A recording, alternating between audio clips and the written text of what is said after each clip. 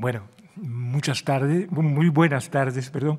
Y primero quiero agradecer la tan amable presentación de Javier Portús y agradecer también los amigos del Prado y las entidades patrocinadoras por esta invitación, que me llena de orgullo. Es un honor para mí y también un placer encontrarme en mi tan querido Museo del Prado. Y entonces les puedo decir que estoy aquí, o justito, porque actualmente en París aumentan los contagios y están a punto de confinar de nuevo, lo que obligó a cambiar la fecha de la primera intervención que estaba previsto, como saben, en noviembre. Bueno, entonces vamos. Retratos velasqueños de Felipe IV, funciones, usos y lugares. En la edición de 1655 de su República Literaria, Diego de Saavedra Fajardo relata la visita de una ciudad imaginaria poblada de artistas. Entre los pintores con los que allí se encuentra, y cito, estaba retratando al rey Felipe IV Diego Velázquez, con tan airoso movimiento y tal expresión de lo majestuoso y augusto de su rostro, que en mí se turbó el respeto y le incliné la rodilla y los ojos. Bueno, este conocido elogio y otros parecidos, bajo las plumas de Díaz del Valle o de Antonio Palomino, son significativos de la alta estima en la que fue tenido en su tiempo el Velázquez retratista real. Saavedra Fajardo ensalzaba al excelso pintor sin referirse, al parecer, a un cuadro concreto. El retrato, evocado de manera genérica, se caracterizaba por unas inconfundibles cualidades formales relativas a la postura de la figura y a la expresión del rostro, provocando hiperbólicos efectos de admiración y reverencia. Ya en la época, cantidad de testimonios encomiásticos y juicios tópicos pusieron de manifiesto esta preeminente faceta de la actividad del pintor real, la de hacer retratos, obras que constituyen, como saben, una parte muy significativa de su obra. El título de Pintor del Rey denotaba a la vez el servicio de su majestad y la exigente función de pintar al monarca. Desde la instalación en la corte de 1623 hasta los años 1650, años de culminación profesional y artística, el retratista regio realizó un fascinante abanico de obras maestras, si bien, como veremos, la producción de retratos autógrafos del Real Modelo quedó relativamente limitada al no llegar a la docena los cuadros conservados hoy en día. El conjunto velasqueño de las efigies de Felipe IV ofrece el caso único en la historia del arte de una serie pintada por una misma mano en el espacio de más de 3 décadas, dando a ver el conmovedor paso del tiempo en el distinguido rostro real. Si bien el corpus adquiere de hecho una notable continuidad y coherencia, también evidencia unas evoluciones formales y renovadas perspectivas, tanto a nivel de las tipologías como de las formulaciones estéticas.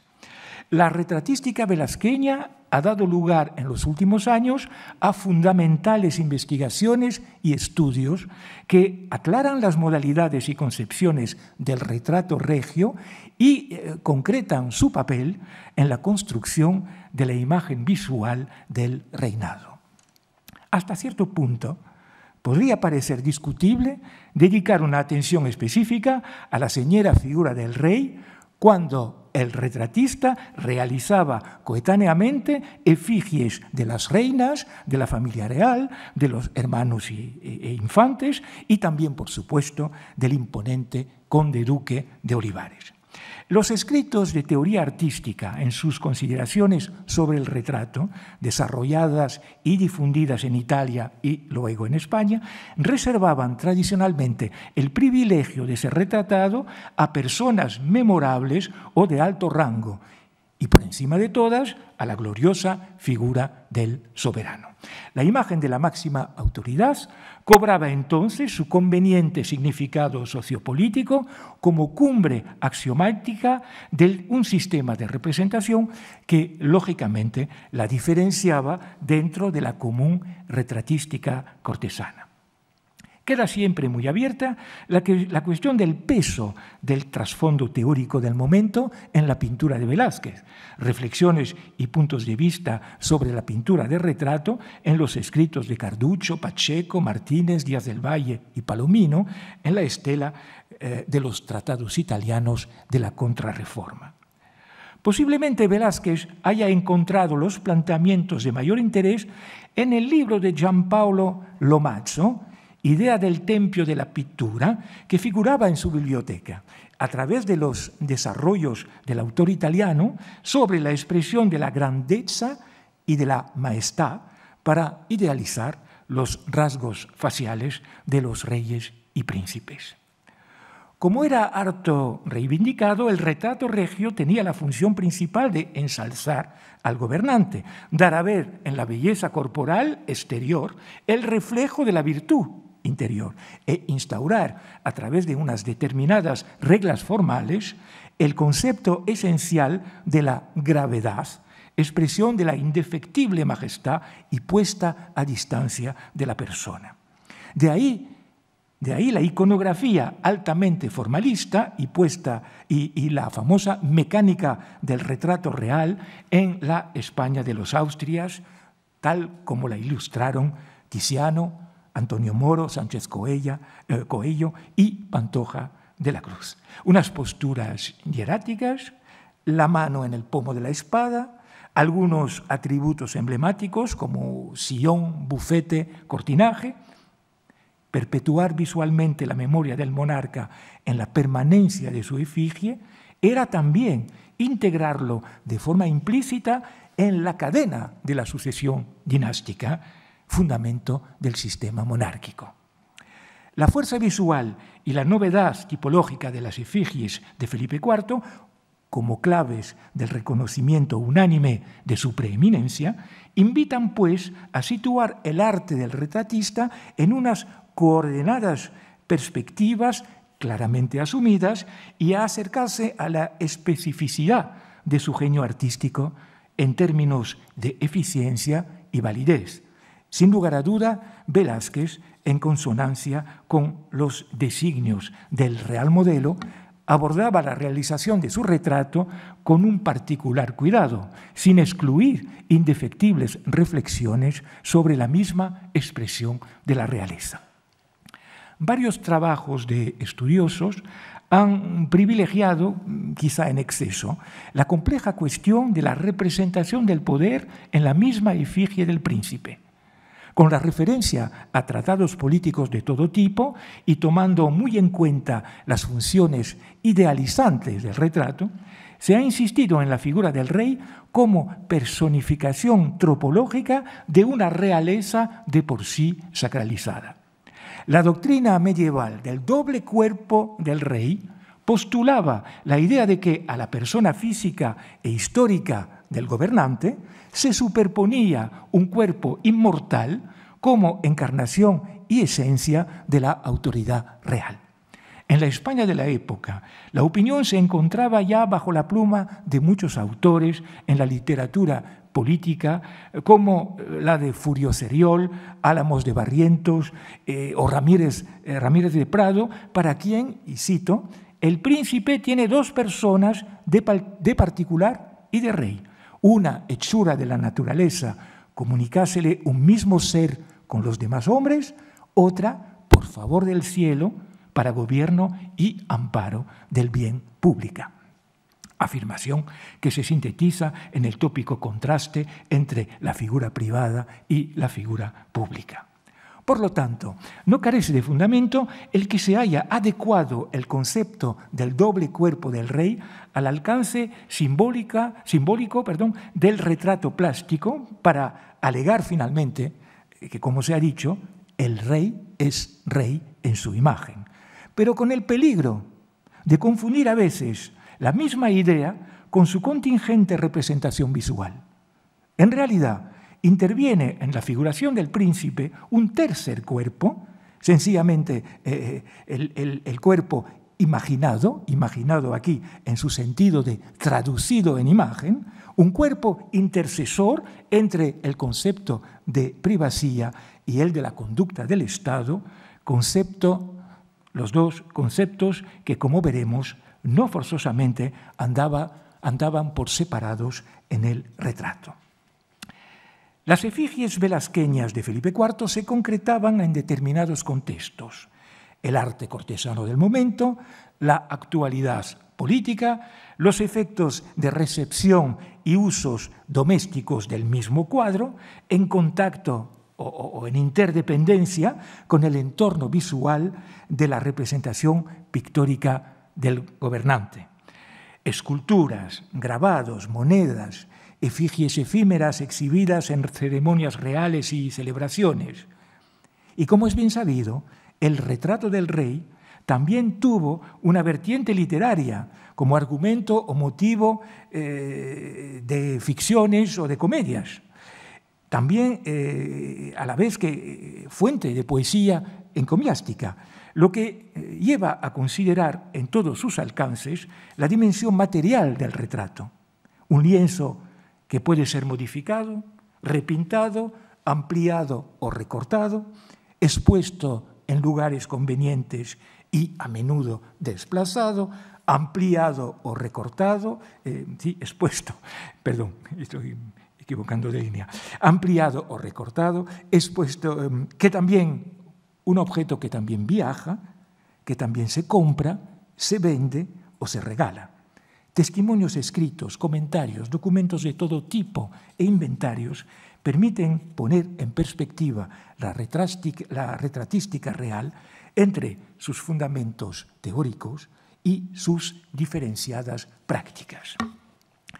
Tal como han sido destacadas por la crítica desde hace tiempo, las 3 etapas de la carrera de Velázquez en la corte, entre las 2 estancias italianas, señalan inflexiones significativas en la trayectoria estética del pintor y ofrecen, a nivel de los retratos regios, 3 núcleos relativamente homogéneos de retratos del rey planeta. La llamada primera fase madrileña de la carrera de Velázquez empezó poco después de la subida al trono del joven Felipe IV en marzo de 1621 y la toma de las riendas del poder político por el conde duque de Olivares. También coincide con un periodo de éxitos militares y ambiciosos proyectos de reforma del Estado llevados por la recién creada Junta de Reformación. Sabemos, por las conocidas páginas que Pacheco dedica a su yerno en el arte de la pintura, que después de un primer intento frustrado en el año 1622, Velázquez, de vuelta a Madrid, pintó el primer retrato del soberano, sacado del natural, el día 30 de agosto de 1623, obra que resultó, cito, a gusto de su majestad y de los infantes. Realizado en muy poco tiempo, sería probablemente un retrato en busto, modelo para ulteriores representaciones de mayor tamaño. Y ya el día 6 de octubre de 1623 conseguía Velázquez el envidiado título de pintor del rey. El conde duque, que favoreció la operación, declaró, siempre según Pacheco, no haberse retratado al rey hasta entonces, y decidió que solo su protegido había de retratar a su majestad y los demás retratos se mandarían recoger. Tal exclusiva, como se ha dicho a menudo, recalcaba claramente el mito literario de Alejandro Magno, concediendo al pintor Apeles la exclusividad de sacarle el retrato, conocida anécdota difundida por múltiples textos y comedias, y que enfatizaba la ideal complementariedad entre el príncipe y el artista.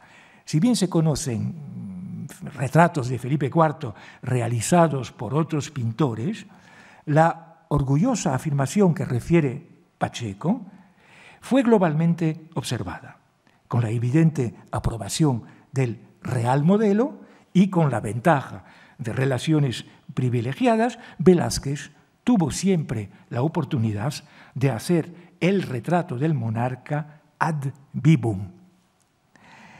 El golpe maestro del pintor sevillano fue el haber mantenido el tradicional concepto del retrato regio con fidelidad a los principios imperantes de la majestad y del distanciamiento del gobernante, pero reduciendo al mínimo los elementos retóricos exteriores para concentrar la atención en el imprescindible parecido de la figura y en una renovada puesta en escena. Tal economía de medios se ajustaba a las exigencias de sobriedad y medida impuestas por las leyes antisuntuarias del momento, que limitaban el exceso de indumentarias lujosas y la ostentación de joyas de oro y plata. Los trajes oscuros y las estrictas valonas del rey Felipe en los retratos velasqueños son el cristalino testimonio del nuevo espíritu de la corte, si bien este ideal de austeridad no terminó con la cultura festiva y el derroche de gastos. Las obras realizadas en el periodo dejan abiertos problemas de autoría y datación y muchos interrogantes en torno a versiones retocadas por otras manos o repintadas por el mismo Velázquez después de algunos años, es decir, patentes incertidumbres en las que no vamos a entrar aquí. Se considera el sobrio retrato en busto, ya es hora de ver las imágenes. Este sobrio retrato en busto del Museo de Dallas, que representa a Felipe IV en un espacio poco definido, con rostro severo pero de intensa expresión, como el posible prototipo para los retratos de cuerpo entero, sin convencer del todo. El busto armado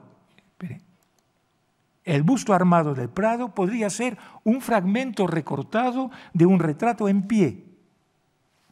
El retrato de 1624, que representa al rey con la vistosa cadena de oro de la Orden del Toisón en bandolera, conservado en el Metropolitan Museum de Nueva York y atribuido al pincel de Velázquez, sería un arquetipo de la repetida fórmula de Felipe IV con el papel en mano, como rey papelista dedicado a los quehaceres del Estado, un tipo de representación de cuerpo entero y tamaño natural, de 3/4 a la derecha, en traje oscuro, destacando sobre fondo más claro.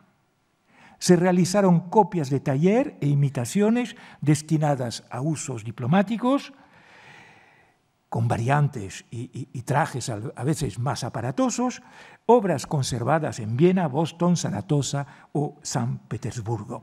Si bien se ha dudado de que el pintor dispusiera en aquellos primeros años de un taller propio en la corte, parece obvio que trabajaba ya con expertos colaboradores para responder a la demanda de las cortes extranjeras. Resulta de particular interés la versión autógrafa del Museo del Prado, que forma parte de la primera serie de los cuadros de 23-24 y que fue sustancialmente repintada y modificada por el mismo retratista en 1627 o 28, como lo revela la radiografía, a nivel del rostro mejor adaptado a la edad, a nivel de la posición de las piernas juntadas y del volumen reducido de la capa, pero sin cadena ni bordados de oro, confiriendo a la figura de porte austero y majestuoso más verticalidad y, por tanto, más elegancia. Tan extrema depuración y significativos cambios llevan a pensar que Velázquez todavía estaba mejorando o construyendo la forma más satisfactoria del retrato de cuerpo entero. Ha sido sumamente valorada por la crítica la asombrosa naturalidad o, según otros comentadores, la impresión de realidad o de veracidad que siempre emana de las figuras. Más allá de apreciaciones subjetivas, parece más sugerente tener en cuenta, como lo han propuesto otros, el llamado efecto de presencia como norma de la retratística velasqueña. La presencia se entiende como la representación ficticia de una persona real en su capacidad de sustituirse a ella.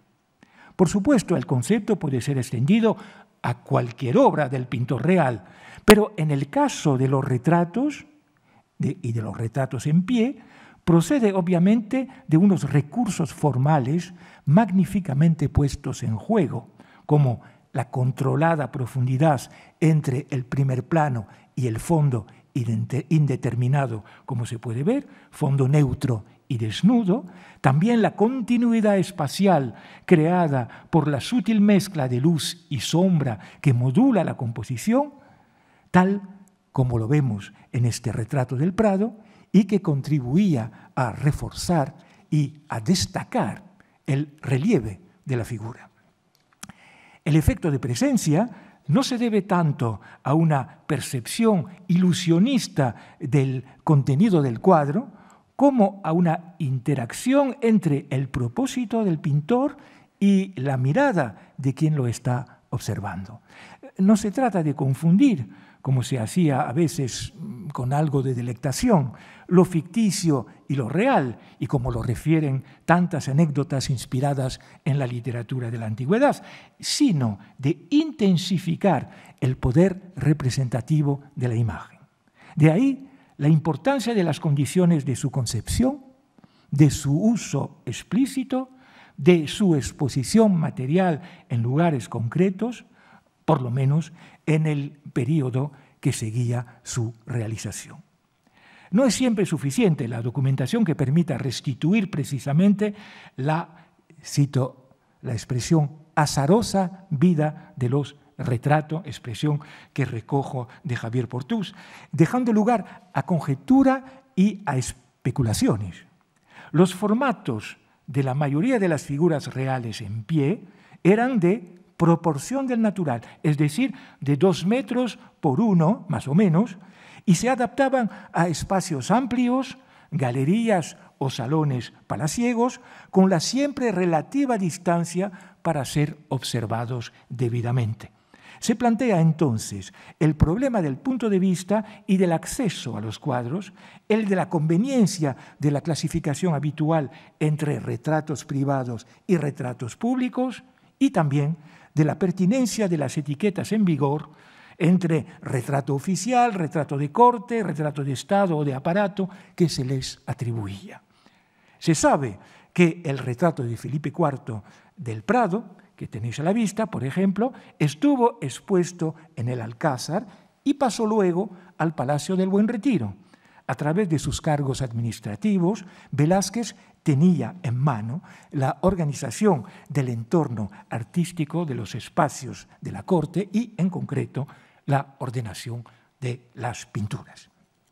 Un caso significativo de presencia ofrece la exposición de un monumental retrato ecuestre.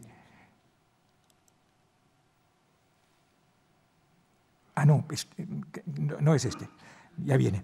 Un monumental retrato ecuestre en 1625, retrato ecuestre del rey armado, así se titula, exposición a ojos de todos, enfrente del convento de San Felipe en Madrid, un cuadro hoy perdido, pero que aparecía con la firma de Velázquez y que ostentaba un carácter totalmente oficial. En palabras de Palomino, citando a Pacheco, aparecía el rey, y cito, de la proporción del natural, brioso y con airosa postura. La obra suscitó, vuelvo a citar, admiración de toda la corte, envidia de los del arte y emulación de la naturaleza. Fue profusamente celebrada con loas y grandes poemas casi todos conocidos, y dio lugar también a algunas celosas críticas. La exitosa exhibición pública del primer retrato ecuestre de Velázquez en el corazón de la Vía y Corte es prueba fehaciente de la fuerza celebrativa del cuadro como expresión en aquel annus mirabilis de 1625 de la potencia militar, pilar de la monarquía hispánica personificada en el mismo monarca. Y también asentaba el naciente prestigio del joven pintor real. El retrato ecuestre fue colgado posteriormente en el Salón Nuevo del Alcázar, el futuro Salón de los Espejos, haciendo juego con el admirado Carlos V en la batalla de Mühlberg de Tiziano, trasladado desde el Palacio del Pardo en 1624 y que colgaba en el lado opuesto del salón. Pocos años después, la obra de Velázquez fue sustituida por el retrato de Su Majestad a caballo, que tenéis a la vista, que tienen a la vista, pintado por Rubens en Madrid a finales de 1628 y conocido ahora por una copia de Martínez del Mazo. El retrato presentaba al rey armado en un caballo fogoso, con profusión de ángeles y alegorías, una obra muy representativa del barroco rubeniano y que gustó mucho al rey Felipe. El cuadro de Velázquez fue relegado al depósito de obras de la Casa del Tesoro y los dos retratos lamentablemente se perdieron en el incendio del Alcázar en 1734. La estancia diplomática de Rubens en la corte madrileña entre octubre de 1628 y abril de 1629 tuvo un señalado impacto en la pintura cortesana. El pintor flamenco hizo de Su Majestad no menos de 5 retratos de medio cuerpo o de cuerpo entero y múltiples variantes, que si bien respetaban la gravedad española, eran ante todo obras ceremoniosas con ornamentación y drapería. Como se ha dicho, el encuentro artístico entre Velázquez y Rubens pudo, hasta cierto punto, influenciar y enriquecer la posterior tipología del retrato regio. Los años 1620-29 son el período de la progresiva adaptación del pintor al mundo cortesano, tiempos de influencias entre tradiciones, nuevas aportaciones y experimentos en la fijación de la imagen pública del joven Felipe IV. En esta fase de elaboración, Velázquez orientó el convencional retrato regio hacia más naturalidad y sobriedad, como se ha visto, y al mismo tiempo reforzaba su propio estatus profesional entre probables rivalidades. A partir de 1628 se le asignaba el prestigioso título de pintor de cámara, título relacionado con el pago de los emolumentos por la Junta de Obras y Bosques. Un documento del mismo año publicado por Manuel Cruz Valdovinos da noticia de la atribución a Velázquez de una ración, es decir, un salario fijo, por, según firma el rey, y cito, las obras que adelante hiciere, y declaro ahora en esta orden, habla el rey, que han de ser los retratos originales que yo le mandare hacer. La fórmula confirma a las claras el sistema en vigor de cuadros originales del pintor como explícitos modelos para copias más o menos literales. Y por otra parte, lo que no puede sorprender, pone de manifiesto la alta autoridad real para ordenar y decidir en materia de retratos. Velázquez volvió de Italia a principios de 1631 con una paleta cromática renovada, más clara y más amplia, con un relativo espíritu de independencia artística, en palabras de Jonathan Brown, cito, los resultados de su reflexión sobre los problemas de la imitación y de la idealización. Estas fueron las aportaciones esenciales que influirían en la segunda etapa, la segunda manera del retratista. Importa recordar, como muestra del interés oficial que se manifestaba entonces por la imagen pública del rey, que en 1633 Vicente Carducho y Velázquez fueron encargados de examinar unos retratos recogidos por Madrid para determinar su conformidad con el arte y con el parecido de la real figura.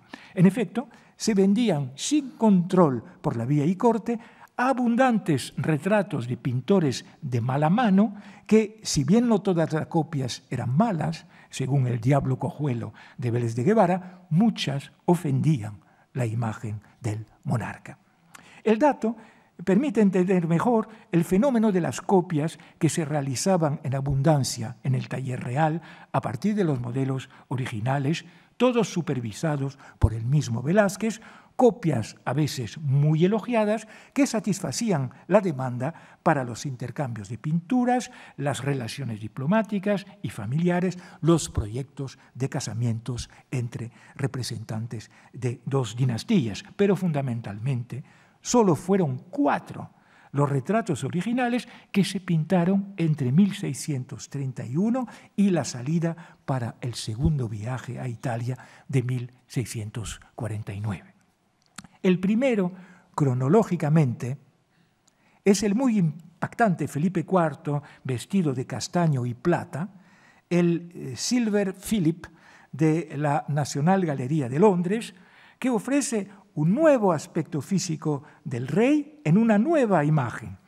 El retrato, posiblemente de 1632, puede considerarse obra de transición con las realizaciones de los años 20. Sin embargo, es notable la permanencia de la fórmula compositiva del retrato de cuerpo entero con la convencional expresión de la gravedad en un rostro ya más maduro y con el consabido bigote real. Es notable cómo Velázquez vuelve a la posición del retrato de 1624 en cuanto a la posición de las piernas separadas, manteniendo la mano en el pomo de la espada, el sombrero en el bufete y un papel en la mano, esta vez con la dedicatoria a su señor y la ostentosa firma del pintor. En este retrato de traje, como se ha dicho a veces, es de mucho impacto visual el centelleo de los bordados de plata, verdadero tour de force en armonía con el tapete del bufete y la cortina roja. Este deslumbrante traje de ceremonia podría ser el que vistió el rey para el juramento del príncipe Baltasar Carlos en marzo de 1632. El cuadro fue destinado a completar la serie de los 4 representantes de los Austrias españoles en el salón principal de la librería del Real Monasterio del Escorial, donde permaneció durante tiempo. Entre las estanterías dibujadas por Juan de Herrera estaban ya las efigies de Carlos V, una copia de Tiziano por Pantoja de la Cruz, también las de Felipe II anciano y otra de Felipe III, todas de mano de Pantoja. El retrato de Felipe IV, de patente significado político familiar, no se diferenciaba mucho de las efigies de sus antecesores, sino por la opulencia del pincel de Velázquez. Trabajos recientes permiten ahora conocer mejor la compleja historia material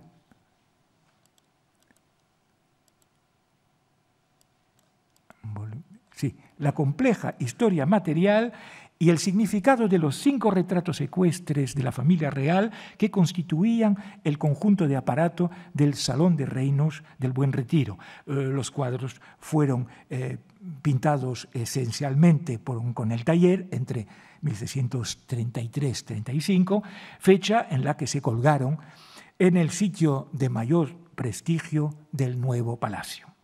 Pero es completamente de mano de Velázquez el espléndido y monumental retrato de Felipe IV, tan distinto del de Rubens, como se puede apreciar, Hace pareja con el de la reina Isabel de Borbón, los dos a cada lado de la puerta oeste del salón, encima de la cual figuraba también el retrato del príncipe Baltasar Carlos.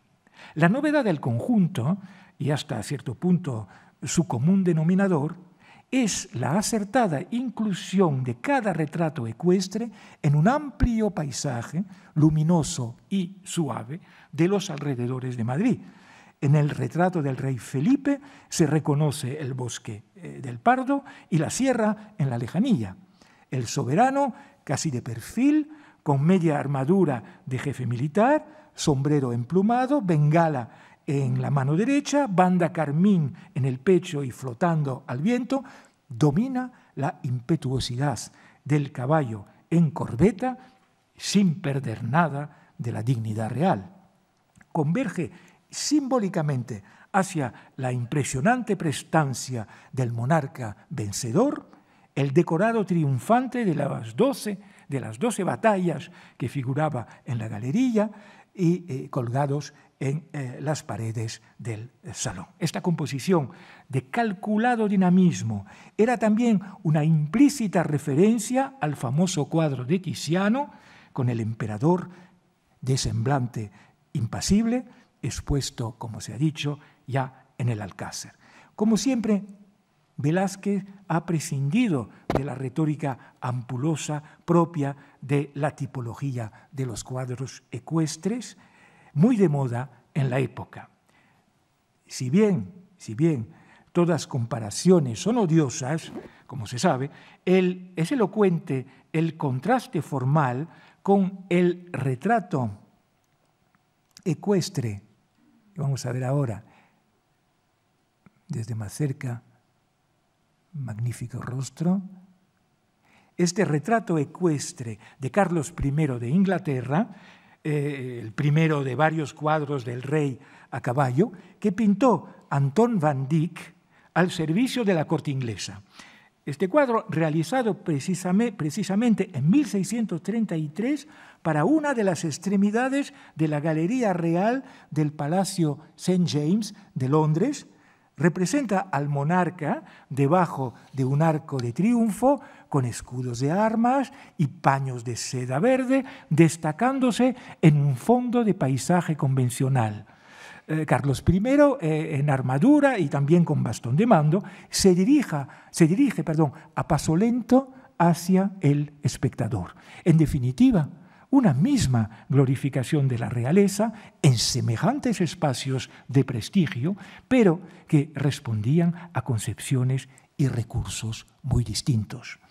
El retrato de Felipe IV del Salón de Reinos fue también fuente de inspiración para la estatua ecuestre del Rey Planeta, obra de alta calidad artística en la Plaza de Oriente actualmente, del escultor italiano Pietro Tacca, pero que fue instalada como una especie de eco visual del cuadro velasqueño en el Jardín de la Reina del Buen Retiro en octubre de 1642.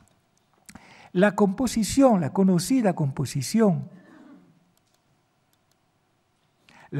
composición de Juan Bautista Maíno, La recuperación de Bahía, una de las obras cumbres de la serie de batallas, incluye un conocido cuadro dentro del cuadro, un vistoso tapiz que representa al joven Felipe coronado de laurel por Minerva, diosa de la guerra y de la sabiduría, y por el mismo conde duque de Olivares, promotor del conjunto, con unas derrotadas alegorías a los pies. Don Fadrique de Toledo invita a los holandeses vencidos a prosternarse delante del retrato. La figuración plástica que se sustituye a la persona real ofrece un caso de efecto de presencia que ha sido harto comentado. Como se sabe, la idea procedía de la escena final de una comedia de Lope, El Brasil restituido, representada en 1625 para celebrar el acontecimiento. Llama la atención el improbable retrato del rey Felipe de cuerpo entero, cargado de simbolismo y metáforas, tal como lo imaginó Maíno, una imagen de concepción muy ajena al espíritu y a la estética velasqueña. La iconografía adoptada aquí por el pintor dominico Maíno aparece en consonancia con la pintura celebrativa del momento. El cuadro que realizó en 1635 Philippe de Champaigne, pintor de formación flamenca al servicio del cardenal de Richelieu, adornaba la Galería de los Ilustres del Palacio Cardenal en París. Representa a Luis XIII de Francia, el cuñado de Felipe IV, de pie y en armadura, coronado también de laurel, esta vez por la alegoría de la gloria, con una vista de La Rochelle en la parte inferior de la composición, evocación de la batalla victoriosa llevada contra los protestantes pocos años antes. No se trata de comparar la factura de estos dos retratos para resaltar evidentes puntos de contacto iconográfico, como de subrayar, por contraste, la originalidad de las opciones que desarrolló Velázquez en materia de iconografía regia. Al lado de corrientes artísticas internacionales, como se acaba de ver con los dos ejemplos de Van Dyck y de Champaigne, que se caracterizaban por un profuso lenguaje simbólico y un apoyado principio de la adulación. En este sentido, enfocamos el tercer de los retratos regios del período, el Felipe IV Cazador del Museo del Prado, obra maestra del género, pintada hacia 1632 e instalada en la Torre de la Parada, con algunos retoques entre 1635-37. Es la pieza culminante de un conjunto de 3 representaciones de semejante concepción, con la del cardenal infante don Fernando, hermano del rey, y la del príncipe heredero Baltasar Carlos. 3 variaciones sobre un mismo tema en cuadros de altura parecida que fueron colgados en la llamada Galería del Rey.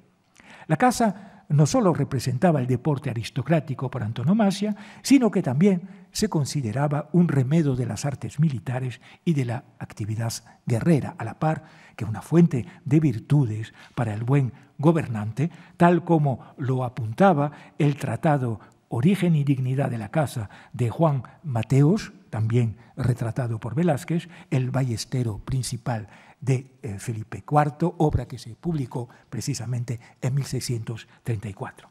Estos retratos formaban parte de la cuantiosa decoración pictórica del pabellón de casa y se adaptaban lógicamente al lugar de su exposición, las inmediaciones frondosas del Pardo. El rey, con un perro impasible a su lado, lleva gorro, viste un elegante traje de cazador y dirige su grave mirada hacia el observador.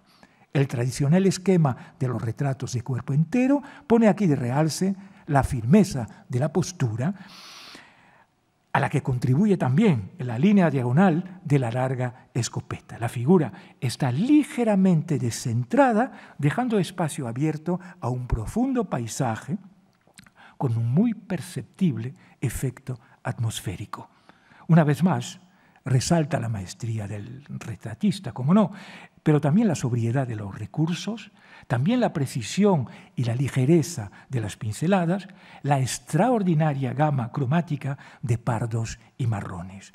La cabeza, que destaca sobre la copa oscura de la encina, y el rostro pintado con esmero, se convertían, para los que tenían entrada a este sitio privado, en la inconfundible seña de identidad del real modelo.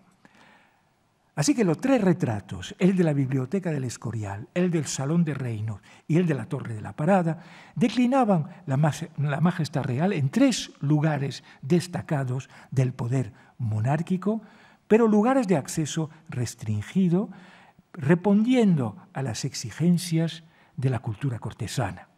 Con pocos atributos, sin cetros ni coronas, los retratos regios de Velázquez, poco convencionales, experimentan con brillo y eficacia unas tipologías nuevas que diversifican la imagen del soberano en su madurez física, dando lugar a múltiples copias para satisfacer, como se ha dicho, la demanda aristocrática y, en primer lugar, la de las cortes extranjeras.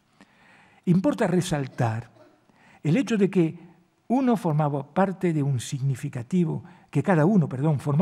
de un significativo proyecto decorativo, siempre relacionado con la exaltación del sentimiento dinástico, o sea, la sucesión de los gloriosos monarcas de la Casa de Austria, la familia real como principio de su continuidad y la esperanzadora proyección hacia el porvenir a través de los retratos del príncipe heredero. Se concentra la realización de los tres en unos pocos años de la década de los años 30, justo antes de que empiece la guerra contra Francia, y transcurrirán casi 10 años antes de que Velázquez vuelva a pintar El Rey.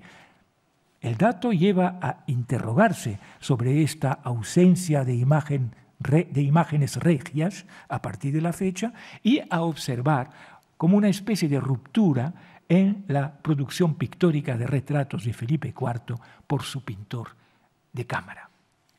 En efecto, pintado en 1644, el retrato de Felipe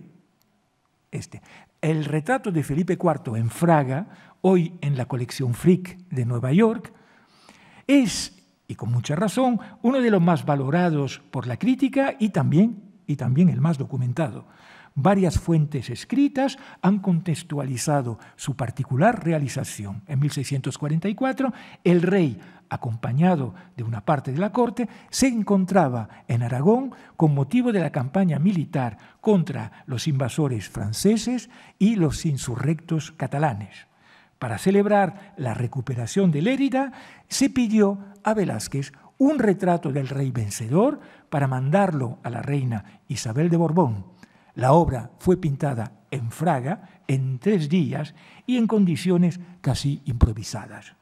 Felipe IV aparece con bastón de mando y un sombrero de ala en la mano derecha, pero no en pie, sino de poco más de medio cuerpo y mirando hacia la izquierda. 2 opciones totalmente inéditas y en ruptura con los anteriores retratos. Destacando sobre un vibrante fondo de color marrón, la figura real se caracteriza ante todo por el precioso traje de comandante militar, rojo y plata, meticulosamente pintado, al igual que el severo y luminoso rostro real,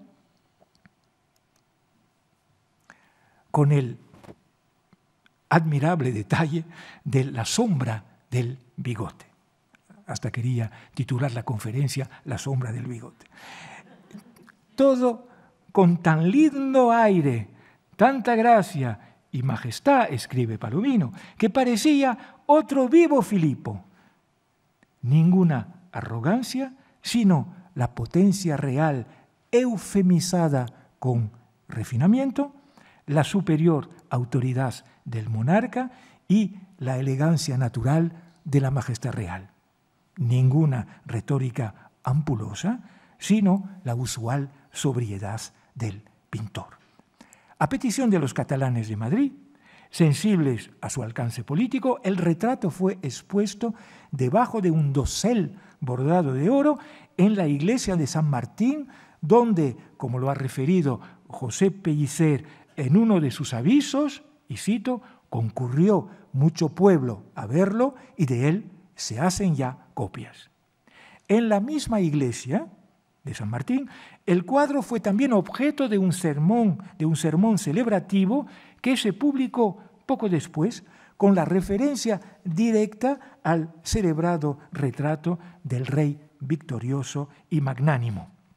Este caso redundante de exhibición pública de una pintura velasqueña viene a reforzar el principio ya evocado del efecto de presencia, si bien representaciones plásticas, como se ha dicho, de los reyes aparecían ya en fiestas, ceremonias y entradas. Las puestas en escena a las que dio lugar este cuadro circunstancial relacionaba claramente la efigie real a las que dio lugar con la cultura teatral que triunfaba por aquellos años en los corrales y también en palacio. De manera más general, la evidente espectacularidad o teatralidad del retrato regio, como se ha visto, podía aparecer también en los mismos escenarios, lleva a preguntarse hasta qué punto su exitosa recepción podía influir en los criterios de su misma elaboración. El muy excepcional retrato de Fraga concluía, de cierta forma, la etapa de madurez del pintor de cámara en su exploración del género. El retratista esperaría casi otros 10 años antes de ofrecer una nueva propuesta de la imagen del rey. Durante su segunda estancia en Italia, 49-51, Velázquez pintó gran cantidad de retratos, principalmente de varios miembros de la corte papal, la mayoría en bustos, entre los que resplandece el conocidísimo retrato del Papa Inocencio X sentado hoy en la Galería Panfili de Roma. El rey Felipe en Madrid esperaba con impaciencia la vuelta de su pintor de cámara. En una carta de 1653 a la priora del convento de Carmelitas de Malagón, una carta ya comentada por Fernando Marías, se lamentaba el rey de la flema de Velázquez, que tardaba en cumplir con su tarea de retratista, pero el rey expresaba al mismo tiempo su molestia de verse envejecido en su imagen. Como lo ha puesto de manifiesto la exposición dedicada aquí en el Prado a Velázquez y la familia de Felipe IV, el diseño de los años 50 fue particularmente brillante a nivel de la producción artística, pero en un pésimo contexto político. La monarquía hispánica se hundía cada vez más en crisis múltiples que acarreaban su ineluctable decadencia. En la corte, después de la muerte de Isabel de Borbón y del príncipe Baltasar Carlos, se esperaba la resolución del problema sucesorio con la nueva reina Mariana de Austria. Algunos han usado la expresiva fórmula de una corte melancólica. Al volver de Italia, el pintor se dedicó a funciones domésticas y materiales, en reformas importantes y en reorganizaciones de los reales sitios, como mandaba sus responsabilidades de aposentador de palacio, cuyo título consiguió en 1652. Coetáneamente, puso su pincel de retratista al servicio de una serie de cuadros de miembros de la familia real, pero tan solo parece haber pintado hacia 1655 un retrato del monarca, el famoso busto de Felipe IV del Museo del Prado.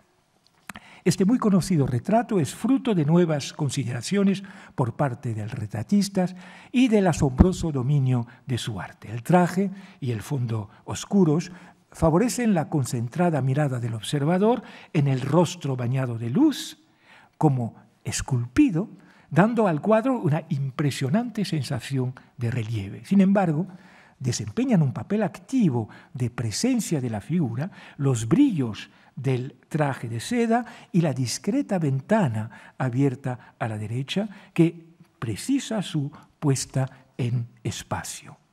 Domina la percepción del cuadro la poderosa caracterización psicológica que quiso dar el pintor aquí a la persona real a través de una lograda expresión de ensimismamiento, también de intimidad y melancolía, también de cierto cansancio debido al peso de los años y a la dificultad del cargo.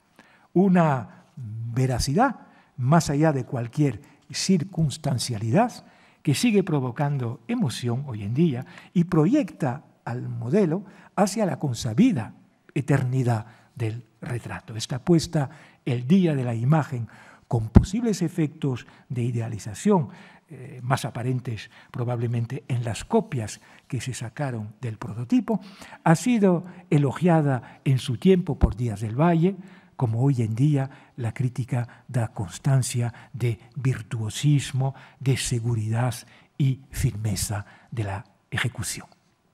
Se conoce del cuadro otra versión realizada posteriormente, quizá en 1657, el busto de Felipe IV, hoy en la National Galleria de Londres, con la diferencia principal del collar de la Orden del Toisón y del traje negro de terciopelo mate con bordados de oro. Los dos retratos se consideran imagen privadas, como no faltaban en los palacios.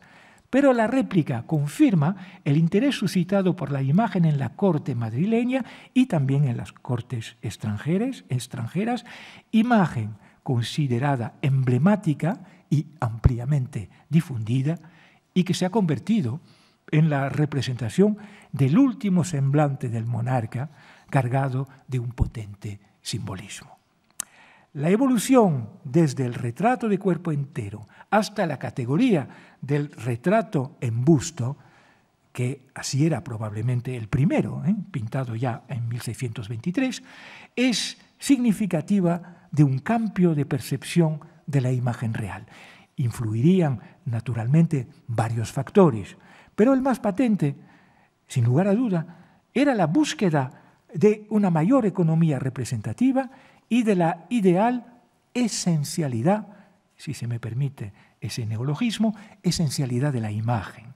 Esta nueva concepción velasqueña del significado y de la forma del retrato en busto plantea hoy el problema de las fronteras entre retrato privado y retrato público, de la presencia y del valor del cuerpo político y su conexión estética con el cuerpo natural en la pintura. No es del todo casual la progresiva reducción de los formatos que adoptó Velázquez a lo largo del tiempo, poniendo en juego otra dialéctica entre el rostro y la corporeidad de su modelo. La innegable dimensión privada se prestaba a cierta modalidad de exposición, menos oficializada y, por lo tanto, a una mirada más aplicada del observador. Sin embargo, sería excesivo descartar la vertiente oficial y el uso público de estos retratos. Recordemos que eran numerosos en la época las figuras de reyes en busto y era muy valorada la tradición de los bustos esculpidos a la romana. Lo que podemos considerar ahora una ambigüedad de enfoques era, de hecho, muy consustancial a un proyecto estético. Poco se sabe de la precisa recepción del cuadro, sino que dio lugar a cantidad de copias y sirvió de modelo para grabados de portadas de libros, como las que realizó poco después Pedro de Villafranca. Es probable que haya sido colgado en una sala del Alcázar, donde podía ser admirado, siendo siempre el Alcázar el epicentro del retrato, con su colección de unos 57 cuadros expuestos en la Galería del Cierzo. Ya vamos a la conclusión. Estos problemáticos aspectos llevan una vez más a poner en tela de juicio las exactas relaciones entre Velázquez y Felipe IV. Ya Jonathan Brown terminaba su monografía con un capítulo dedicado a la cuestión. Se ha matizado bastante el concepto de los ideales intercambios y de la indefectible y tópica amistad que los reunía, según testimonios como los de Pacheco y Palomino. Es probable que dichas relaciones hayan evolucionado con el paso del tiempo, pero indudablemente el pintor y su real modelo se conocieron bien, instituyendo, más allá de intereses cruzados entre los dos, actitudes de protección y admiración por una parte, sentimientos de respeto y reconocimiento por otra. En el último decenio de su vida, Velázquez estaba obsesionado por la difícil consecución de un título de nobleza que finalmente obtuvo en 1659 como caballero de Santiago, gracias al apoyo directo y a la expresa voluntad del rey. Se ha dicho de forma pertinente que Velázquez era una hechura del rey Felipe y se ha hecho la pregunta de si el Felipe IV que conocemos no es al fin y al cabo una idea pictórica del propio Velázquez. El peso de los retratos reales en una especie de imaginario histórico resulta muy parcial. La figura austera, severa y digna, como la ostentaba el rey en las audiencias públicas, y son múltiples los testimonios al respecto, hasta los de viajeros extranjeros como el francés Brunel, que nunca había estado en palacio. Esta figura no se corresponde del todo con el rey libertino y sensual, amigo de la comedia y de las fiestas, por lo menos durante gran parte de su reinado, tal como la han subrayado recientemente algunos historiadores. Pero está claro que el monarca volvía en los últimos años a una vida piadosa y expresó sinceros sentimientos de remordimiento. Son de aceptar dichas contradicciones y volver, para terminar, a las Meninas, simplemente para hacer aquí hincapié en una de sus sintéticas facetas, la de la autorrepresentación del retratista pintando a la pareja real. Si bien Velázquez glorifica su función de dar, por medio del arte, vida y presencia al soberano, esta puesta en escena autorreferencial también deja perceptible algo de su privilegiada relación de fidelidad y servicio. Hasta cierto punto aparece como una maravillosa casualidad este retrato imposible, como ha sido calificado acertadamente, y que se nos escapa en el fondo de la composición, haciendo siempre tan discutida su centralidad en la obra, posiblemente más simbólica que material. ¿En qué sentido interpretar entonces esta extraordinaria imagen borrosa relegada relegada en un ficticio espejo?